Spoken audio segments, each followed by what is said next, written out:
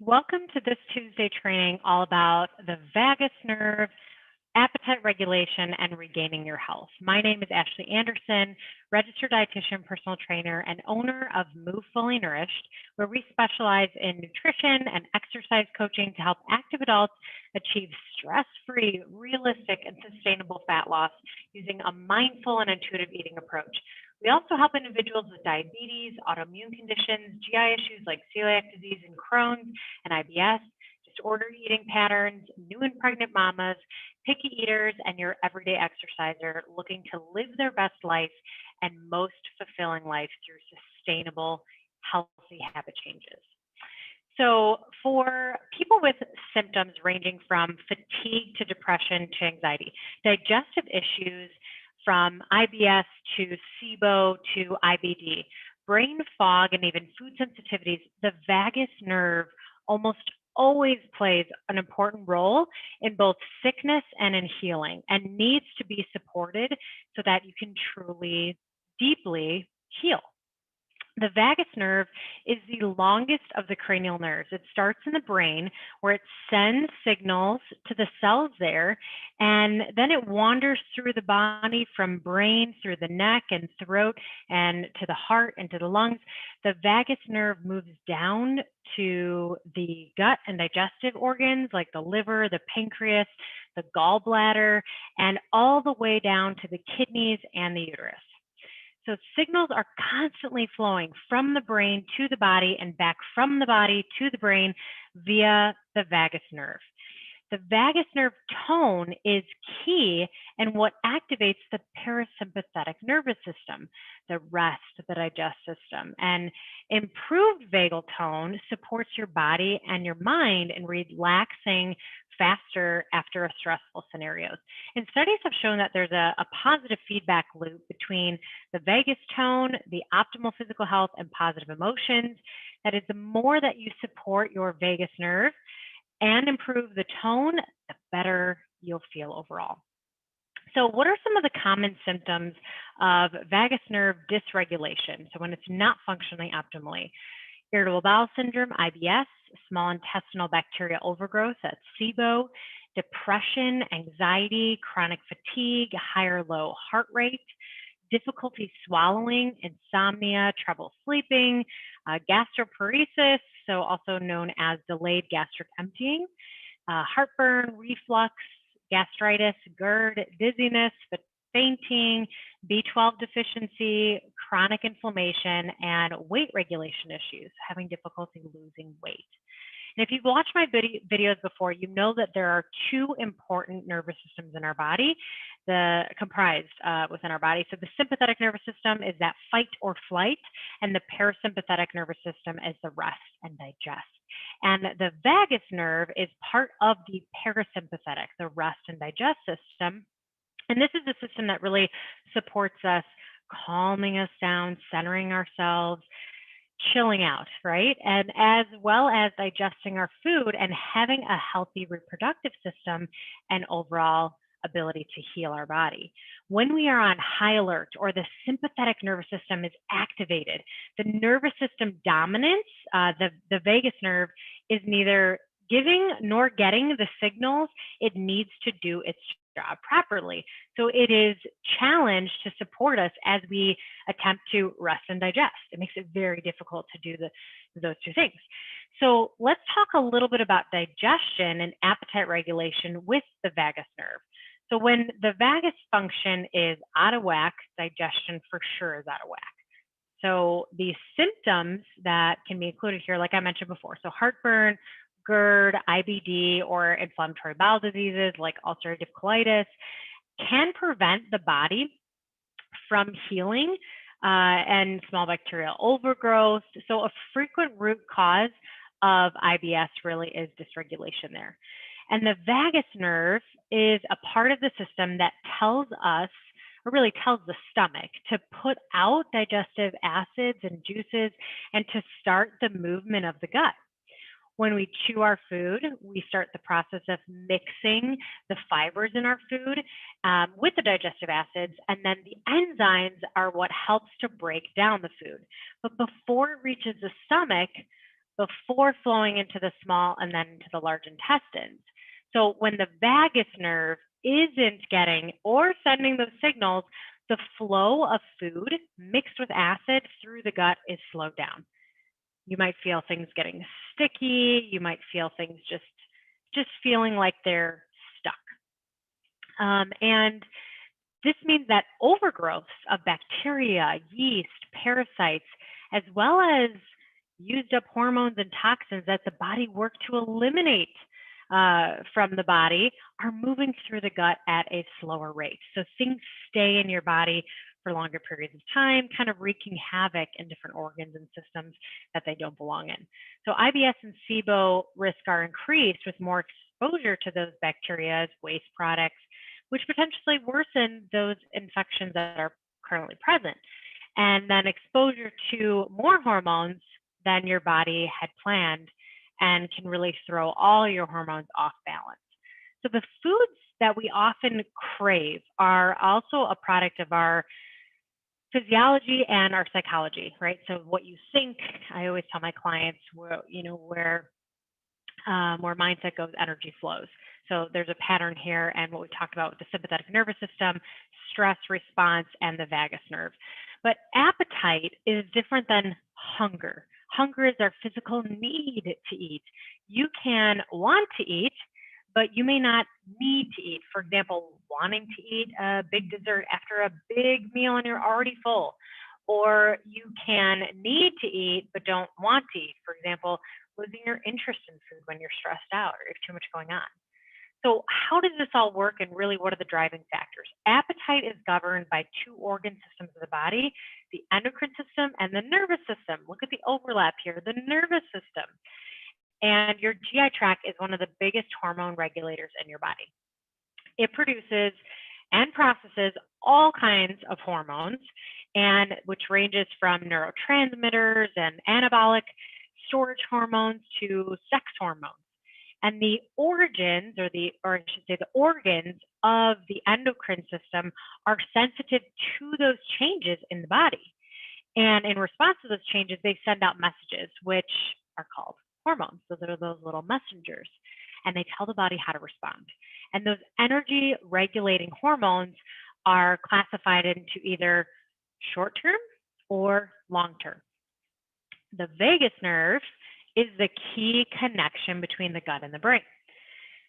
Various hormones play a role in appetite regulation and energy balance. And I'm going to touch base on a few of them. This is nowhere near an inclusive list, but there are a few that I wanted to highlight. So calcitonin, for example, is a hormone that is released in response to gastrin and changes in your calcium, your serum calcium levels in the body, and is a complementary signal response for really fine-tuning the eating process.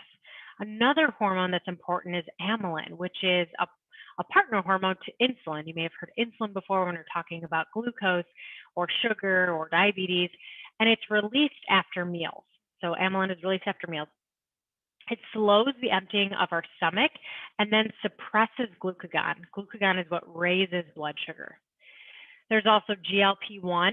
So this is released when blood glucose levels are above normal, and it's secreted by the cells in the gut and in proportion to really the amount of food or beverages or energy totals that's ingested, and it can help, again, in signaling the brain to stop eating.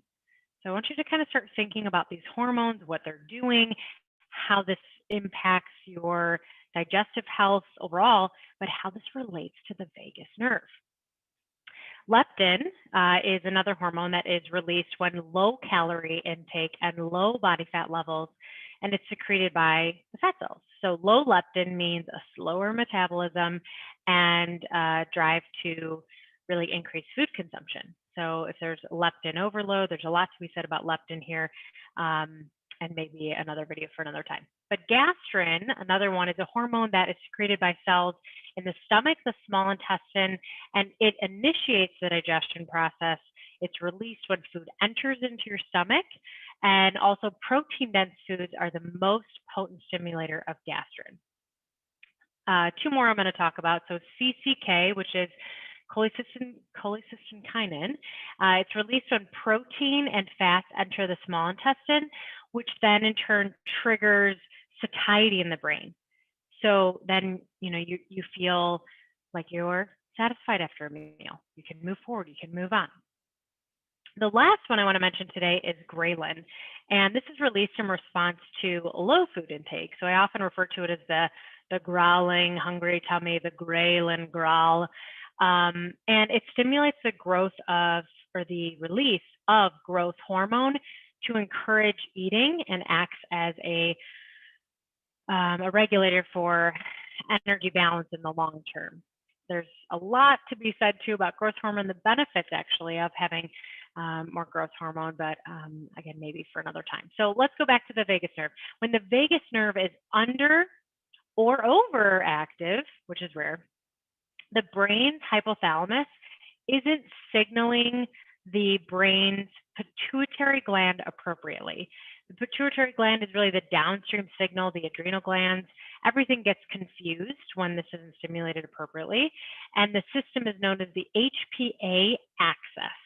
Okay. When the communication is affected, several hormones can't get over or under produced.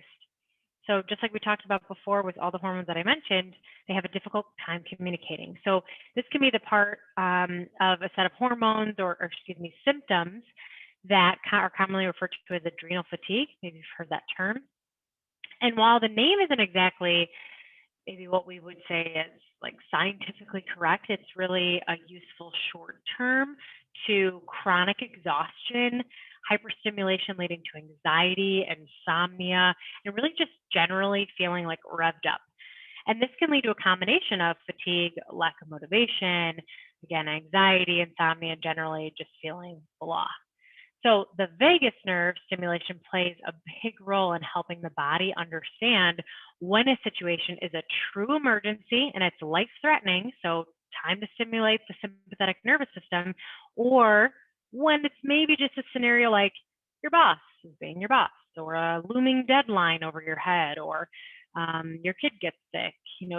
These are important things that are happening in your life, but maybe this isn't a life-threatening emergency in this moment. So it's recognizing the difference. So there are ways, fortunately, that we can jumpstart the vagus nerve, and we can do some daily practices that will help to increase the stimulation and increase the functionality of the vagus nerve. So the overall function really of your heart, your lungs, your digestion, your reproductive system, your hormone system can all be improved by optimizing your vagus nerve function. So what I'm going to encourage you to do is pick one or two things that I'm going to list out now. I'm going to send you talk about 10 that you can add into your daily routine and start simple. See if stimulating the vagus nerve can become a part of your healthcare habits. So number one, sing loudly for all to hear, like in the movie Elf, singing loudly for all to hear. So I'm not talking like a quiet hum, but like a full-on top of your lungs, sing your voice, belt it out. And, maybe do this in the shower. Maybe you don't really want everyone to hear your voice, or maybe you sign up for a choir or a local group in your community. But singing really helps to stimulate the muscles in the back of your throat, which activates the vagus nerve. And as they move, so really again, singing as loudly as possible, oxytocin, which is the calming hormone that's released at birth, is also released when we sing. It's kind of interesting tying those two together. Option number 2, gargle. You could use regular filtered water to do this. I typically do this in the shower because we have a whole house water filter, so I can be sure our shower water is safe to gargle. You want to gargle hard enough so that your eyes start to water. So the added benefit is that this could maybe make you laugh or giggle, which of course has a whole nother amazing benefit, as laughter is the best medicine. But, in this case, laughter also stimulates the vagus nerve. So watching something funny, or someone telling a joke, or just being surrounded by joy. And laughter increases endorphins, beta endorphins, and nitric oxide, and that also helps the vascular system too. Okay, number 3, build in some daily meditation, especially chanting. So not quiet meditation, or maybe even more of like a like creating that vibration in your throat. And if you've ever taken a yoga class or a meditation class, that is something that is common. And to be honest, years ago, I was just always thought that was so funny. And it feels weird at first to do that, because if it's not a part of your culture, it's not something you grew up doing, it tends to feel, it just feels weird. So what I'm trying to get to, my point is that when you do this, the vibrations in the throat also help to stimulate the vagus nerve, which from the singing before that we just talked about, you can see the connection there. Then number 4, exposing yourself to cold water or air. The vagus nerve is stimulated when the body is expressed to cold. So the sympathetic fight or flight system, that's down-regulated, so works less when the parasympathetic rest digest system is up-regulated or asked to work more to help calm you. So sometimes at the end of a shower, as an example, I will go for as long as I can in the cold water. So I'll turn the water all the way to cold. I started off with just like a couple seconds, just like whoosh, and then working up to a minute, which can definitely take some practice in doing that. Or I have friends and colleagues who will plummet into ice baths after they've gone for a long run. So that's a quick contrast as your body's very hot, and then getting to a cold internal state. Number 5 is doing some yoga. Both the parasympathetic nervous system and the vagus nerve are stimulated by yoga practice. So sun salutation, breathing through. Number 6 is meditate. Meditation and deep breathing both stimulate the vagus nerve. So whatever meditation really works best for you. Some people like guided meditation. Some people like to really just focus on breath, doing 5 to 10 deep belly breaths that are slow and controlled. It really doesn't matter what you choose, but just as long as you make a daily habit of doing at least 2 minutes of meditation and deep breathing a day. And then number 7 is exercise. So when we move, the digestive system is stimulated. And if you're an active runner, you totally know what I'm talking about, or someone who's an avid exerciser. And the peristaltic, so it's like the movements, the wave-like movements, not paralysis, that'd be like stopping. Peristaltic movement through the colon is also activated. So this movement is controlled by, again, the vagus nerve, which is also, again, stimulated by exercise, all types of exercise. So whatever exercise, whatever movement works for you, then it's the right one to start with. So just get some form of gentle movement every day. And number 8 is getting a massage. So massaging different parts of the body, especially feet, along with the carotid, the sinuses, the side of your neck, carotid artery, which you can do on your own for free, but also to stimulate the vagus nerve here. But also it's nice to just get a massage done by a professional. And, one of the things, so massage is often used to get newborns. So fun fact, newborn babies to gain weight because it stimulates their vagus nerves, therefore increasing their gut function. For newborns, again, we're talking about a totally different population. So don't think by stimulating your vagus nerve, I'm talking about increasing your body composition. I'm not. Different scenarios. Number 9 is try intermittent fasting. I've talked a little bit about it in the past before, and research shows that fasting can also help increase the vagal tone as well. So fasting may sound intimidating at first, but really all I'm talking about is finishing your dinner at 6 to 7 p.m. and then not eating until 7 or 8 a.m. So that's like a 12 to 13 to 14 hour fast.